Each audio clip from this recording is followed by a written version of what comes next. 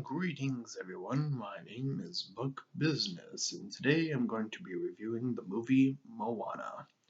The movie starts with a narration which depicts the demigod Maui taking a heart from an island, and he flees as the darkness grows behind him. Then we see Moana as a child who is already excited by the ocean, just like how Simba was excited to become king. And her father is very reminiscent of either Mufasa or Trident. As she grows up, she becomes more willing to stay and help her fellow islanders. However, more issues start popping up, like a lack of fish, for example. So Moana tells her father that she's gonna go further than the reef to collect the fish. Even after her father's few attempts to stop her, she leaves, meeting the trope of "I want more" by actually taking action. From here, Moana meets Maui, and their adventure officially begins. Now, Moana is another high-spirited princess with the character trope of having animal buddies that don't really do anything in this movie in particular. But she does break another typical Disney trope by having both of her parents around. She's determined, but depends on the water a lot in the movie. She's brave even when the fear takes over and almost outweighs her. But again, that bravery keeps bringing her back. I feel like she's an overall solid character. I think they could have removed her getting tossed in the water at least once or twice, and that would have helped her character out a bit. It was just a bit much. With Maui, he is full of himself and comes from a place where some of the stuff seems like it's earned, like that's a part of his backstory, even, and that gives him the sort of bragging rights sort of attitude. However, later on in the movie, I feel like he sort of loses his place, and he even just outright leaves the film and suddenly decides to show up later because it's convenient for the plot. His last moment comes off as incredibly weak and makes the forgiveness bit mean very little. On top of that, some of his jokes are downright awful. Just for an example, there's an actual joke about tweeting. This joke isn't funny or relevant, nor does it even fit the world. The more the movie goes on, the harder it becomes to like Maui as a character overall, which is a shame because his backstory could have led to something far greater with how his parents treated him.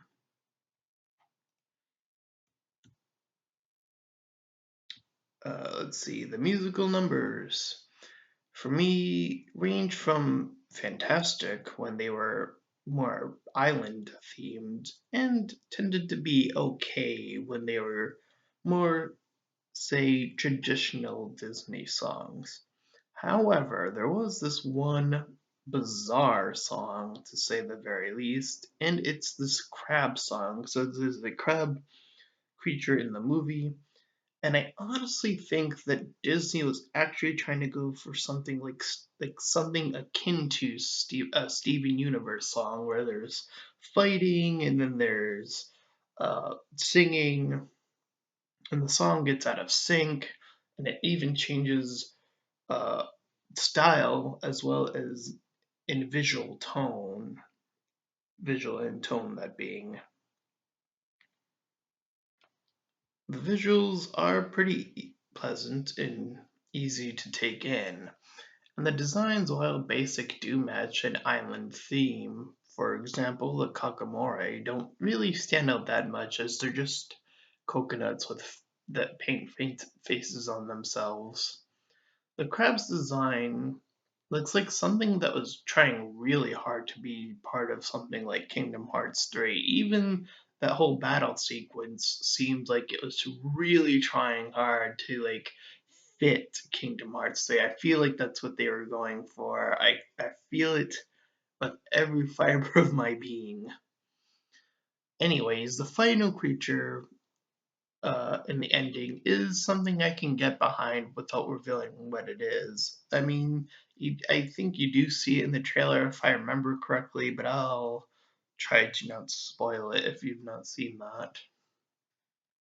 Now, I found the moral to be a bit odd. That is to say that Moana decides to give this sort of MacGuffin, again, I won't say what it is, to the final creature. This, oh wait, uh, so yeah, I won't say what it is, but anyways, Moana says that the creature, uh, that this MacGuffin piece only makes up a part of it, and what this piece is does seem very important. I'll get to that in just a bit. I mean, I understand what they were going for, I really truly do, but what that piece is feels like it's very important. It feels like this what the MacGuffin is in a literal context is very important, but it also has a very big metaphorical context as well. Uh, I mean, what this thing represents, it does sort of I'll give a very strong hint that it does represent love and passion and all that sort of stuff. I mean, even Maui's MacGuffin, which is a little bit less of a spoiler since he's holding it. But so you already know that it's that hook thing that he's having. But that to me already makes a lot more sense, and that's saying a lot. Well, what the movie has to say about that hook. But overall, I did enjoy this movie, but it did carry quite a few flaws. It's an enjoyable film that just had a few more hitches than I was expecting. I would give this movie a 6 out of 10. While I do lean in favoring this movie, there are too many missed points and opportunities that could have made this much more stronger, like expanding on Maui's backstory and cutting off some of the parts in the beginning that just like the father holding her back for as long as he did. I think you could have cut off like the second bit of it, and you could have gotten to the plot a lot faster. And also removing just some of those unneeded jokes, I felt would have helped make this movie a lot more solid. But that is just my take on this movie. With that being said, if you enjoyed this review, please feel free to like and subscribe, as well as share your comments about what you thought of the film Moana. And until next time, farewell, everyone.